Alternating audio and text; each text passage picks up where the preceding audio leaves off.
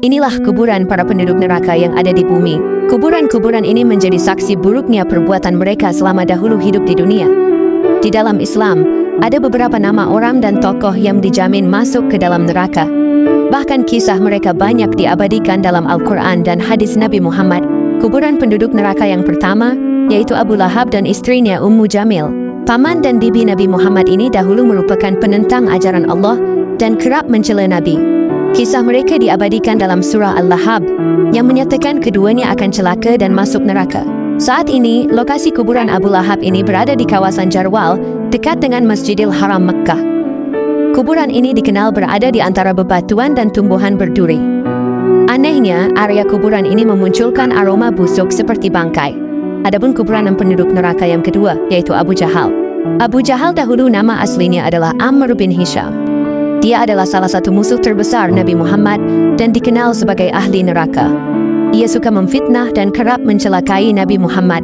Bahkan mirisnya, Abu Jahal suka menyiksa dan menzalimi kaum muslimin yang baru masuk Islam. Saat ini, kuburan Abu Jahal ini berada di sebuah sumur di lembah Badar. Sumur itu sudah ditutup dan ditumpuk batu. Banyak sampah dan kotoran yang berada di sekitarnya. Anehnya, orang-orang yang mengunjungi kuburan Abu Jahal dan para musyrikin, mereka masih mencium bau busuk, meskipun usia kuburan ini sudah ribuan tahun berlalu. Anehnya lagi, bahwa di sekitar kuburan tersebut, pohon kurma tidak mau tumbuh. Sementara di tempat lain, pohon kurma bisa tumbuh subur. Banyak orang yang mengunjungi lokasi tersebut untuk melempari kuburan itu dengan batu, sebagai ekspresi kemarahan atas kejahatannya di masa lalu. Adapun kuburan penduduk neraka yang ketiga, yaitu Qarun. Qarun adalah salah seorang kaum Nabi Musa yang sombong dan bakhil. Ia dahulu ditenggelamkan ke dalam bumi beserta seluruh hartanya karena kesombongannya dan akan menjadi penghuni neraka. Saat ini, kuburan Qarun diyakini berada di Danau Qarun atau Buhairat Qarun di wilayah Al-Fayyum, Mesir. Di sekitar wilayah tersebut, terdapat reruntuhan bangunan yang diyakini merupakan istana tempat tinggal Qarun, yang kini menjadi saksi bisu kehancuran akibat keserakahan dan kekikirannya. Karena Qarun ditenggelamkan ke dalam bumi, jenazahnya dan semua hartanya tidak dapat ditemukan atau dijangkau. Adapun kuburan penduduk neraka yang keempat, yaitu Fir'aun.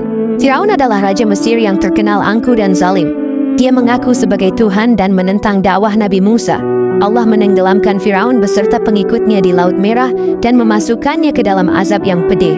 Dahulu, jasad Fir'aun yang diceritakan dalam Al-Quran berhasil ditemukan dan lantas dijadikan mumi. Mumi Fir'aun ini lantas disimpan dan diawetkan di Museum Mesir. Museum Nasional Peradaban Mesir menjadi tempat penyimpanan mumi para raja Mesir, termasuk Fir'aun setelah dipindahkan dari Museum Mesir di Lapangan Tahrir. Adapun penduduk neraka yang kelima, yaitu istri Nabi Nuh dan istri Nabi Lut. Keduanya masuk neraka karena tidak taat kepada suami dan menolak ajaran Islam yang disampaikan. Ya Allah, jauhkanlah kami semua dari perbuatan dan sifat buruk para penduduk neraka tersebut. Amin.